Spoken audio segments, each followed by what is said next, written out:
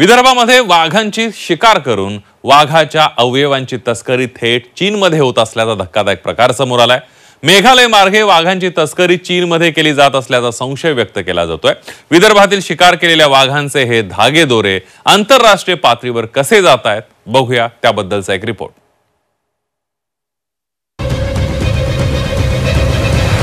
विदर्भातल्या वाघांच्या शिकारीचं चीन कनेक्शन। विदर्भात शिकार, चीनमध्ये अवयवांची तस्करी। वाघाच्या शिकारीचे मेघालय मार्गे चीनपर्यंत धागेदोरे। विदर्भातल्या वाघांच्या शिकारीचं थेट आंतरराष्ट्रीय कनेक्शन समोर आलंय। चंद्रपुरातील वाघ शिकारीचे धागेदोरे आता मेघालय मार्गे चीनपर्यंत पोहोचलेत। वन विभागाच्या ताब्यातील कुख्यात शिकारी अजित राजगोंड शिलाँग मधील माजी सैनिकाच्या संपर्कात असल्याचं उघड झालंय। दोघांमध्ये प्राथमिक तपासात 20 लाखांची आर्थिक देवाणघेवाण आढळल्यावर वन पथकानं माजी सैनिकाला ताब्यात घेतलंय। अजित राजगोंडसह 5 महिलांनाही अटक करण्यात आली आहे। अजितच्या तपासात शिलाँग मधील माजी सैनिक लालनेई संग याच्यासोबत त्याचे संबंध असल्याचं सिद्ध झालं। लालनेई संगला 4 दिवसांची वन कोठडी मिळवण्यात वन विभागानं यश मिळवलंय। 25 जानेवारीला मूर्ती गावाच्या मार्गावर राहुट्या टाकून राहत असलेल्या अजित राजगोंड आणि त्याच्यासोबतच्या 5 महिलांच्या चौकशी दरम्यान त्यांनी वन्यजीवांची शिकार करून लपवून ठेवलेल्या जागा दाखवल्या।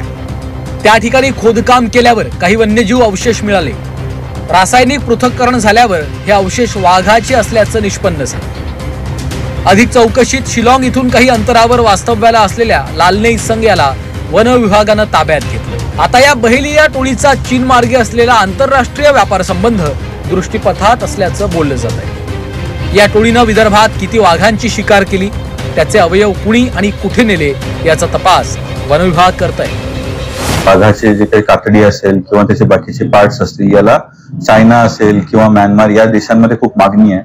तर आमचा असा एक अंदाज आहे की बाबा हे व्यक्ती आहेत जे आम्ही जे आरोपी पकडलेले आहेत यांनी जे काही कृत्य केलेलं असेल तर याच्यातून मिळालेला जो मुद्देमाल आहे तो हे लोकांनी त्या ठिकाणी सप्लाय केलेला आहे।